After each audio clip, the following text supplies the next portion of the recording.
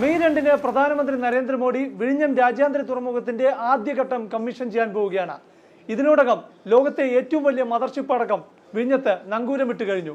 ഏറ്റവും ഒടുവിലായി MSC തുർക്കി.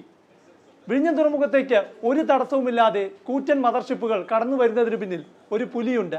എന്താണ് ആ പുലി? വിഴിഞ്ഞത്ത് തുറമുഖ നിർമ്മാണം തുടങ്ങുമ്പോൾ അദാനി പോർട്സ് നേരിട്ട പ്രധാന വെല്ലുവിളി എന്തായിരുന്നോ? വിഴിഞ്ഞം തീരത്തിന്റെ പാരിസ്ഥിതിക പ്രത്യേകതയായ ഉയർന്നു പൊങ്ങുന്ന തിരമാലകൾ. തിരമാലയിൽ നിന്ന് വൈദ്യുതി ഉൽപ്പാദിപ്പിക്കുന്ന പദ്ധതി രാജ്യത്ത് ആദ്യമായി സ്ഥാപിച്ചതും വിഴിഞ്ഞത്താണെന്ന് ഓർക്കണം. അപ്പോൾ തിരമാല എത്രമാത്രം ശക്തമാണെന്ന് ഊഹിക്കാമല്ലോ.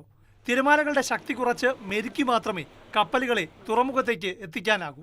അതിനാണ് പുലിമുട്ട് അഥവാ ബ്രേക്ക് വാട്ടർ നിർമ്മിച്ചത്. തിരമാലകളെ പൂട്ടാൻ ഏകദേശം 3 കിലോമീറ്റർ നീളമുള്ളതാണ് വിഴിഞ്ഞത്ത് നിർമ്മിച്ച പുലിമുട്ട്.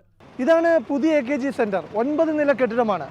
വിഴിഞ്ഞം കടലിന്റെ അടിത്തട്ടിൽ ഈ ഉയരത്തിൽ ഒരു കെട്ടിടം നിർമ്മിച്ചാൽ അതിന്റെ മുകൾ ഭാഗം ജലനിരപ്പിന് മുകളിലായിരിക്കും.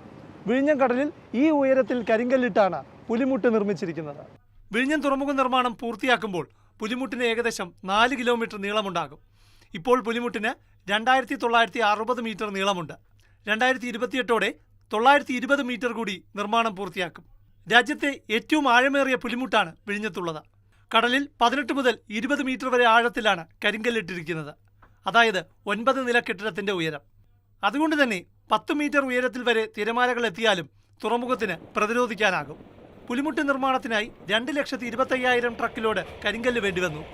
60% കരിങ്കല്ല് കേരളത്തിൽ നിന്നും 40% തമിഴ്നാട്ടിൽ നിന്നും സംഭരിച്ചു. 100 വർഷം വരെ തിരമാലകളെ കട്ടയ്ക്ക് നേരിടാൻ ഈ പുലിക്ക് കഴിയുമെന്നാണ് വിലയിരുത്തൽ. നിർമ്മാണ ചെലവ് 1387 കോടി രൂപ. അത് പൂർണ്ണമായും വഹിച്ചത് സംസ്ഥാന സർക്കാർ. നമ്മുടെ വിഴിഞ്ഞം തുറമുഖം ഒരു ഓൾ വെതർ പോർട്ടാണ്. ഏത് കാലാവസ്ഥയും അതിജീവിക്കാൻ കഴിയും വിധമാണ് തുറമുഖം നിർമ്മിച്ചിരിക്കുന്നത്. അതായത് വർഷം മുഴുവൻ വിഴിഞ്ഞത്ത് കൂറ്റൻ കപ്പലുകൾ വന്നു പോയിക്കൊണ്ടേയിരിക്കും. പ്രശാന്ത് കൃഷ്ണ, മാതൃഭൂമി ന്യൂസ്, തിരുവനന്തപുരം.